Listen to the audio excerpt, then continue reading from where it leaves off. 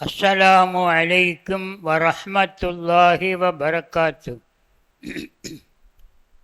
أقدم بسم الله جل وقسم وحمدي له حمدا بالدوام مؤسما أسلم تسليما كثيرا قياسما أصلي صلاة تملأ الأرض والسماء على من له على العلا متبوأ.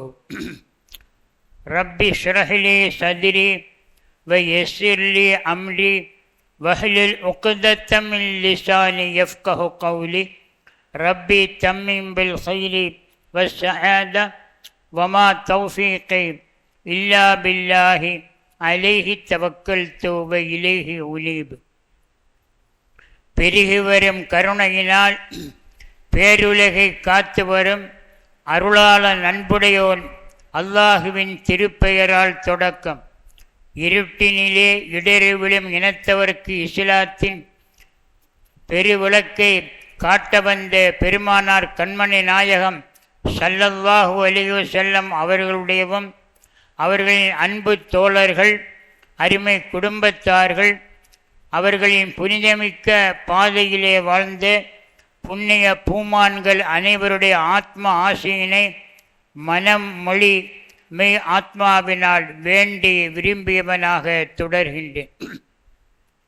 பேரன்பிற்கும் பெருமதிப்பிற்கும் உரிய இஸ்லாமிய சமுதாய நேயர்களே, சன்மார்க்க சீலர்களே, அல்லாஹுவின் அருள் நாடும் நல்லடியார்களே, நம்முடைய உயிரினும் மேலான கண்மணி நாயகம் ஸல்லல்லாஹு அலைஹி வஸல்லம் அவர்கள் பிறந்த ரபியுல் அவ்வல் என்ற மகத்தான மாதம் இன்ஷா அல்லாஹ் இன்றைக்கு மக்ரிபும் பாங்கும் சொல்லப்பட்டவுடன் தொடங்குகிறது. ரபியுல் அவ்வல் என்றால் வசந்த காலம் என்று பொருள். என்ன வசந்த காலம் என்றால் கோடையினுடைய வெப்பம் இருக்காது, குளிரின் நடுக்கம் இருக்காது, பூக்களெல்லாம் பூத்து குலுங்கக்கூடிய புனிதமான காலத்துக்கு வசந்த காலம் என்பார்கள். ஒரு தென்றல் தவழ்ந்தது, ஏகத்துவம் என்ற தென்றல். எம் பெருமானார் ஸல்லல்லாஹு அலைஹி வஸல்லம் எடுத்து சொன்ன லா இலாஹ இல்லல்லாஹ் முஹம்மது ரசூலுல்லாஹ் என்ற தென்றல் எப்போது தவழ்ந்ததென்றால் ரபியுல் அவ்வல். எம்பெருமானார் ஸல்லல்லாஹு அலைஹி வஸல்லம் பிறந்தது ரபியுல் அவ்வல், இந்த உலகத்தை விட்டு பிரிந்தது ரபியுல் அவ்வல், அவர்களுக்கு நபி பட்டம் கிடைக்க பெற்றதும் ரபியுல் அவ்வல். அதிலும் ஒரு சிறப்பு என்ன, திங்கட்கிழமை பிறந்தது, திங்கட்கிழமை இந்த உலகத்தை விட்டு பிரிந்தது திங்கட்கிழமை, அல்லாஹ்வுடைய ரசூல் என்று பிரகடனம் செய்தது திங்கட்கிழமை. ரபியுல் அவ்வல் என்ற வசந்த காலத்தில்தான் ஏகத்துவம் என்ற தென்றல் தவழ்ந்தது. நாமெல்லாம் நம்முடைய ஆன்மாக்கள் ஆனந்தம் அடையக்கூடிய அந்த தென்றல் தவழ்ந்த ரபியுல் அவ்வலுடைய தொடக்கம் இன்ஷா அல்லாஹ் இன்று மக்ரிபுக்கு பிறகு தொடங்குகிறது. உலகத்து மூமின்களுக்கு பெருமானார் ஸல்லல்லாஹு அலைஹி வஸல்லம் பிறப்பு ஒரு மகிழ்ச்சி, அவர்கள் பிறந்த மாதமே ஒரு மகிழ்ச்சி. குல்லு சுரூரி பதாபி ஷஹருல் மௌலிதி ஷஹரும் பதா ஃபீஹி ஜமாலு முஹம்மது என்று புகழ்பெற்ற ஒரு பாடலை நாம் கேட்டிருப்போம். எல்லா மகிழ்ச்சிகளும் எம் பெருமானார் ஸல்லல்லாஹு அலைஹி வஸல்லம் பிறந்த மாதத்தில் பொங்கி பிரவாகித்தது. எனவே பெருக்கெடுத்து ஓடியது, மகிழ்ச்சிகளெல்லாம் பெருக்கெடுத்து ஓடியது பெருமானார் ஸல்லல்லாஹு அலைஹி வஸல்லம் பிறந்த ரபியுல் அவ்வல் மாதத்தில். எனவே அந்த மாதம் ஒரு மகத்தான காலங்களில் அது ஒரு வசந்த காலம். உலகத்தினுடைய யுகங்களில் உன்னதமான யுகம் ரபியுல் அவ்வல். இந்த உலகம் தவங்கிடந்தது.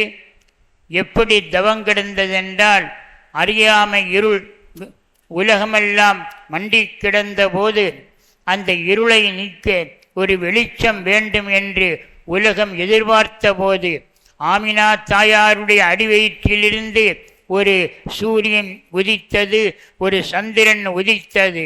அந்த வெளிச்சத்தினால் உலகம் வெளிச்சம் பெற்றது. அந்த சூரியனால் ரசூலுல்லாஹி ஸல்லல்லாஹு அலைஹி வஸல்லம் சூரியன் என்றார் கவிஞர், இன்னொரு இடத்திலே சந்திரன் என்றார்.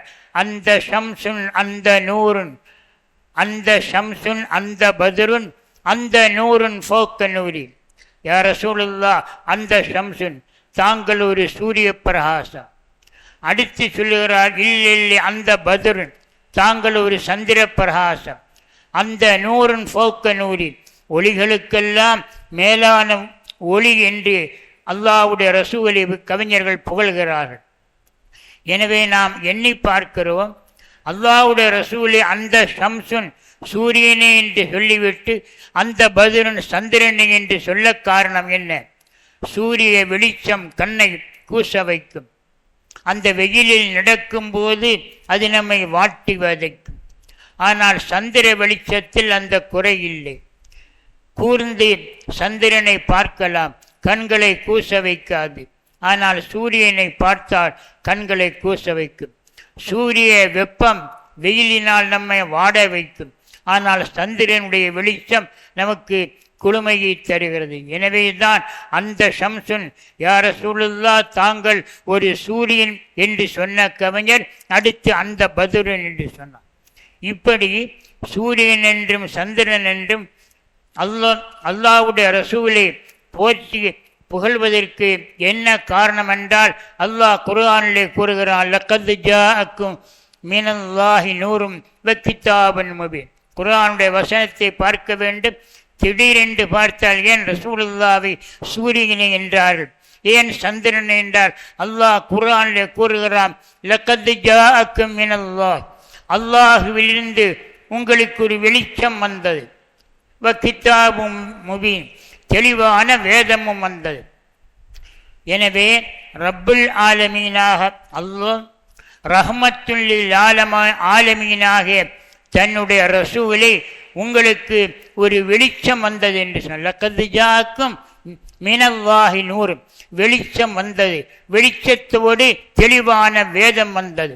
எனவே வெளிச்சம் என்பது எது? ரசூலுல்லாஹி ஸல்லல்லாஹு அலைஹி வஸல்லம் அவளைத்தான் அல்லாஹ் குர்ஆனிலே வெளிச்சம் வந்தது என்று சொல்லி காட்டுகிறார். அந்த வெளிச்சம் எத்தோடு வந்தது? கிதாபின் முபீன், தெளிவான வேதத்தோடு வெளிச்சம் வந்தது. எனவே அவர்கள் முஹம்மது ரசூலுல்லாவாக அமைக்கப்பட்டது வெளிச்சத்தின் தொடக்கம். அப்துல்லாவுடைய மகனாக, ஆமினா தாயாருடைய மகனாக பிறந்த பிறகு அல்லாஹ்வுடைய ரசூல் என்ற டிக்ளரேஷன் என்ற அறிவிப்பு பிரகடனம் எப்போது? இக்ர பிஸ்மி ரப்பிக்கல்லதி ஹலக், நபியை ஓதுக என்று ஜிப்ரீல் அலைஹிஸ்ஸலாம் அல் கௌசர் அத்தியாயத்தை அல் கத்ர் அத்தியாயத்தை கொண்டு வந்து ஓதி காட்டினார்களே, அந்த புனிதமிக்க ரமலான் மாதத்தினுடைய லைலத்துல் கத்ருடைய இரவிலே அவர்கள் முஹம்மது ரசூலுல்லாஹி ஸல்லல்லாஹு அலைஹி வஸல்லம் வெளிச்சம் என்று பிரகடனம் செய்யப்பட்டார். இப்போ பாருங்க, குர்ஆன் ஷரீஃபிலே வெளிச்சம் என்ற வார்த்தை அல்லாஹ் 3 இடத்தில் பயன்படுத்தார். அல்லாஹ்வுக்கும் வெளிச்சம், அல்லாஹு நூறு சமாவாத்தி வல்லர், அல்லாஹ்வுக்கும் வெளிச்சம், ரசூலுல்லாஹ்வுக்கும் வெளிச்சம், குர்ஆனுக்கும் வெளிச்சம். ஆக நீங்கள் குர்ஆனுடைய அட்டை பக்கத்தில் பார்த்தீர்கள் என்றால் உங்களுக்கு ஒரு செய்தி தெரியும். என்ன செய்தின்னா, அல்லாஹ்வுடைய திருநாமங்கள் குர்ஆனுடைய உள்ளட்டையிலே இருக்கும். ஒரு பக்கம் அல்லாஹ்வுடைய திருநாமம் ரஹ்மான் ரஹீமுல் மலிக்குல் குத்தூஸ்னு சபூர் என்ற 99 நாமம் ஒரு அட்டையிலே இருக்கும். இன்னொரு பக்கம் அட்டையில் பார்த்தீங்கன்னா முஹம்மது அஹமது ஹாமிது மஹமூத் ஸல்லல்லாஹு அலைஹி வஸல்லம் 100 நாமங்கள். அல்லாஹ்வுடைய 100 நாமங்கள் ரஹ்மான் ரஹீம் மலிக். ரசூலுல்லாஹி ஸல்லல்லாஹு அலைஹி வஸல்லம் 100 நாமங்கள் முஹம்மது அஹமது ஹாமிது. இந்த 100 நாமங்களின் ஆய்வு செய்து பாருங்க. சில வார்த்தை இங்கேயும் வரும் அங்கேயும் வரும். ரசூலுல்லாவுக்கு அந்த பெயர் சொல்லப்படும், அல்லாவுக்கும் சொல்லப்படும். 100 வெளிச்சம், இது அல்லாவுடைய பெயரிலையும் இடம்பெற்றுள்ளது. 100 ரசூலுல்லாவுடைய பெயரிலையும் 100 வெளிச்சம் என்ற பெயர் இடம்பெற்று. குர்ஆனை பற்றி சொல்லும் போதும் வெளிச்சம் என்று அல்லாஹ் சொல்கிறான். ஆக ரப்புல் ஆலமீன் வெளிச்சம், அல்லாஹு நூறு சமாவாத்தி வல்லர்து, வானங்கள் பூமியின் வெளிச்சம் அல்லாஹ். அடுத்து முஹம்மது ஸல்லல்லாஹு அலைஹி வஸல்லம் வெளிச்சம். லக்கத் ஜாஅக்கும் மினல்லாஹி நூர், அல்லாஹ்விலிருந்து ஒரு வெளிச்சம் வந்துவிட்டது. குர்ஆனுடைய வசனம் அதுவும் வெளிச்சம். எனவே இப்படி வெளிச்சத்தின் விலாசமாக அல்லாஹு தஆலா தன்னுடைய ஹபீபை வெளிப்படுத்தினான், தன்னுடைய கலாமை வெளிப்படுத்தினான். எனவே இத்தகைய வெளிச்சமாகிய ரசூலுல்லாஹி ஸல்லல்லாஹு அலைஹி வஸல்லம் அவர்களை அல்லாஹ் வெளிச்சம் என்று சொன்னதினால்தான் அந்த வெளிச்சம் எத்தகைய வெளிச்சம் என்று அவர்கள் மீது நேசம் கொண்ட காதலர்கள் போற்றி புகழ்கின்றார்கள். அல்லாஹ்வுடைய ரசூலுடைய வருகையை பற்றி ஒரு வசனம் சூரத்து தௌபாவுடைய கடைசியில் வருகிறது. எல்லோரும் அதை அறிந்திருப்போம். லக்கத் ஜாஅக்கும் ரசூலும் மின் அன்ஃபுசிக்கும், அல்லாஹ்வில் இருந்து ஒரு தூதர் உங்களுக்கு வந்துவிட்டார். அதில் நல்லா கவனிக்க வேண்டிய விஷயம் என்ன தெரியுமா? அல்லாஹுவில் இருந்து ஒரு தூதர் உங்களிடம் வந்துவிட்டார். எப்படிப்பட்டவர்? லக்கத் ரசூலும் மின் அன்ஃபுசிக்கும், உங்களுக்குள்ளிருந்தே ஒரு தூதர் வந்துவிட்டார். உங்களுக்குள்ளிருந்தே என்றால் என்ன அர்த்தம்? அவர்கள் நம்முடைய தமிழ் பேசக்கூடிய அல்லது குறிப்பிட்ட மொழி பேசக்கூடியவர் அல்ல, அரபு மொழி. எனவே உங்களுக்குள்ளிருந்தே என்றால் அந்த அரபிகளை பார்த்து அல்லாஹ் சொன்னான், உங்களுக்கு ஒரு திருத்துவதர் வந்துவிட்டார், அவர்கள் அரபிகளாகிய உங்களுக்குள்ளிருந்து என்று மட்டுமல்ல பொருள். அப்படி என்றால் அவர்கள் அரபிகளுக்கு மட்டுமா இறை தூதர்? அகில உலகத்துக்கும் இறை தூதர். எனவே உங்களுக்குள்ளிருந்தென்றால் உங்களை போன்ற மனித இனத்தில் இருந்து. எம்பெருமான் ஸல்லல்லாஹு அலைஹி வஸல்லம் அவர்களை பார்த்து அல்லாஹ் வேதத்திலே உங்களுக்குள்ளிருந்தே ஒரு தூதரும் உங்களுக்கு மத்தியில் வந்துவிட்டார் என்றால் அரபிகளாகிய உங்களுக்குள்ளிருந்து என்ற அர்த்தம் அல்ல. ஏனென்றால் அவர்கள் அரபிகளுக்கு மட்டும் ரசூல் அல்ல. அதனுடைய விளக்கம் குர்ஆனுடைய விரிவுரை கூறுகிறது, மனிதர்களாகிய உங்களுக்கு உள்ளிருந்து ஒரு தூதர் வந்துவிட்டார்.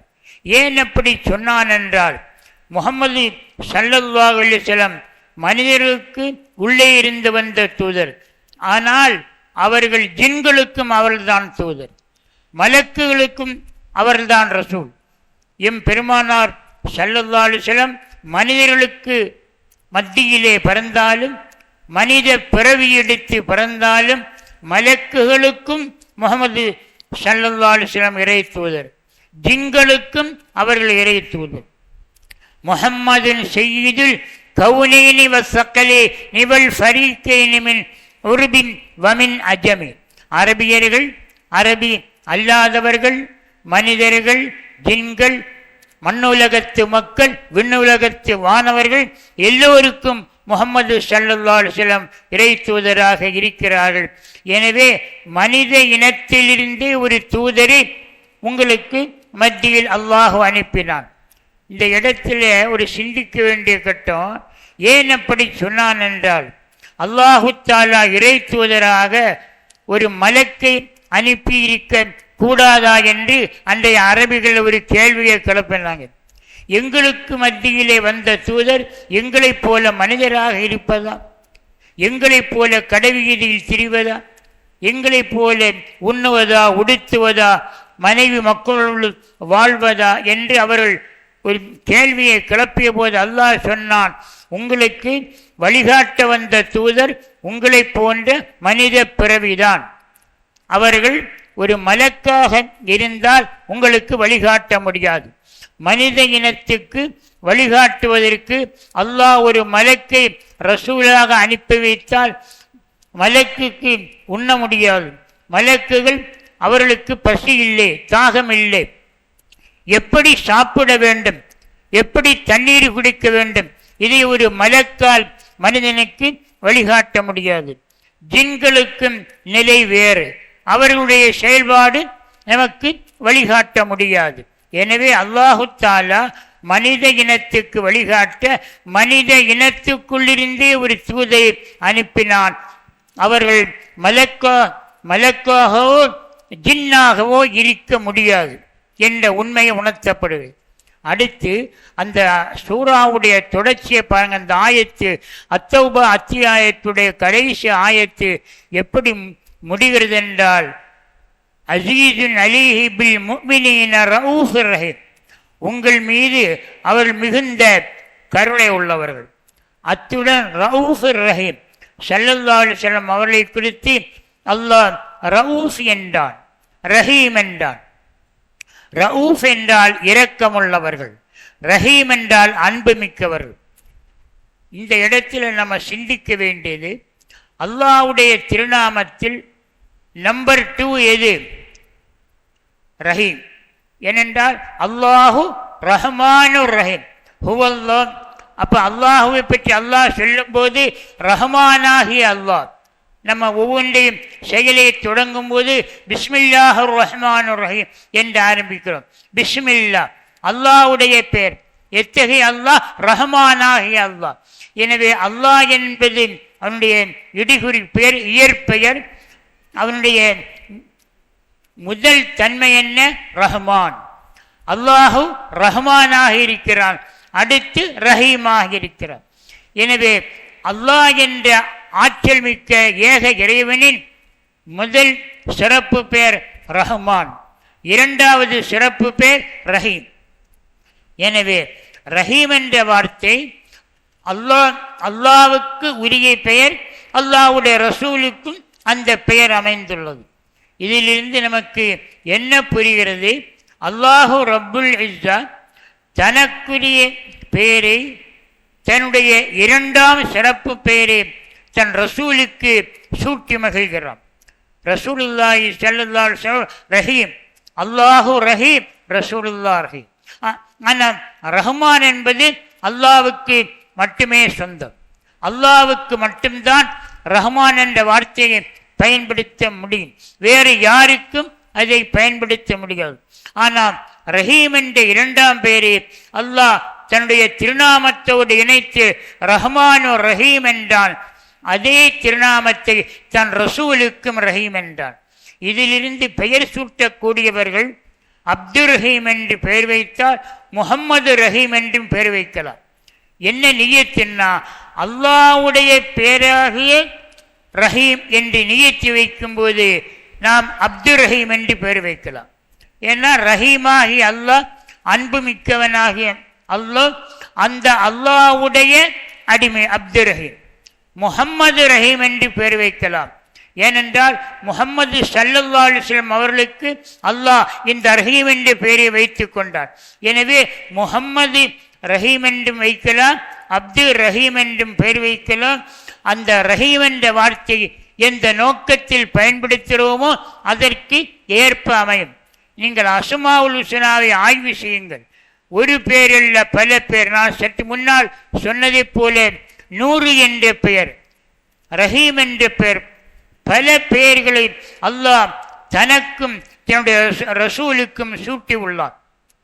எனவே ரஹீம் என்ற அந்த சிறப்பு பெயரை பெற்ற பெருமானார் ஸல்லல்லாஹு அலைஹி வஸல்லம் அவர்கள் இந்த மண்ணுலகத்தில் பிறந்த மகத்தான ரபியுல் அவ்வல் மாதம் வருகிறது. இருட்டை விரட்டிய மாதம், அறியாமை இருளை போக்கிய மாதம், உலகத்தில் வெளிச்சம் வந்த மாதம். அந்த வெளிச்சம் வந்ததுக்கு ஒரு உதாரணத்தை மட்டும் கூறி ஒரு நிறைவு செய்கிறேன். இருட்டிலே போய்கொண்டிருக்கிறோம், வெளிச்சத்திலே போய்கொண்டிருக்கிறோம். திடீரென்று விளக்கு அணைந்து விட்டது. புதிதாக ஒரு ஊருக்கு போனோம். அந்த ஊர் பஸ் ஸ்டாண்டில் இறக்கணும், பவர் கட்டு, எல்லாம் இருட்டு, எங்கு பார்த்தாலும் இருட்டு. நம்முடைய கையிலே பேட்டரி விளக்கு இல்லை, செல்போன் விளக்கு கூட இல்லை, கும்மிருட்டான வேலை.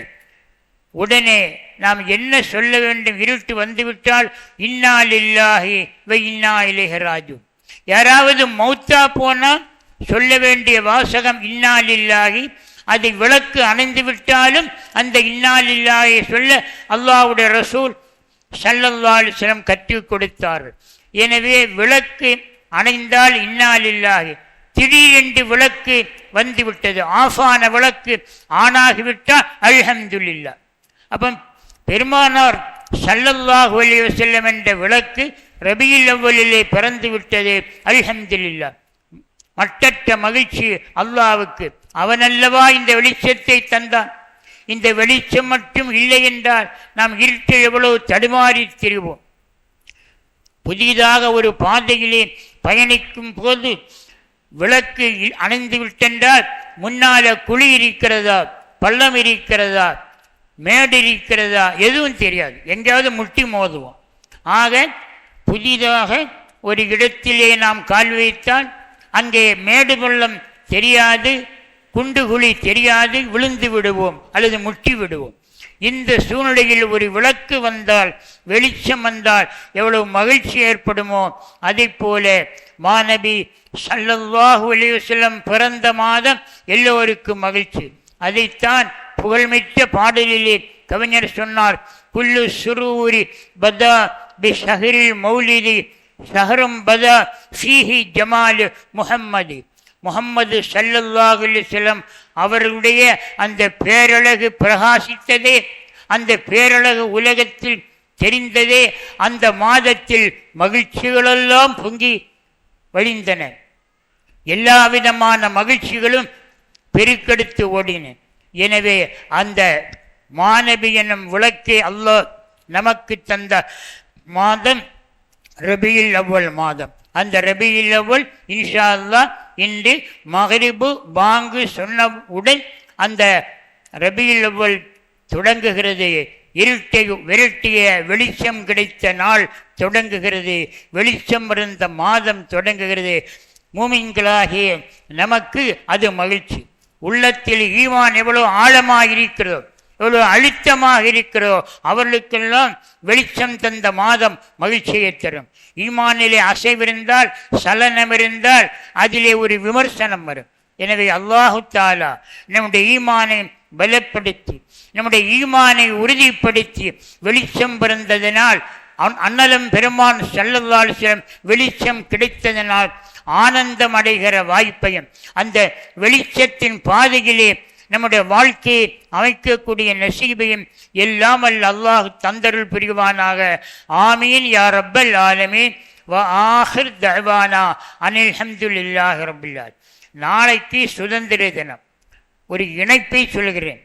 சுதந்திர தினம் ஆகஸ்ட் 15 நாளைக்கு. அல்லாஹ்வுடைய ரசூலுடைய பிறந்த மாதம் ரபியுல் அவ்வல். இன்று மக்ரிபில் தொடங்கின நாளைக்கின் தொடக்கம். இந்த ரெண்டுக்கு ஒரு தொடர்பு என்ன தெரியுமா?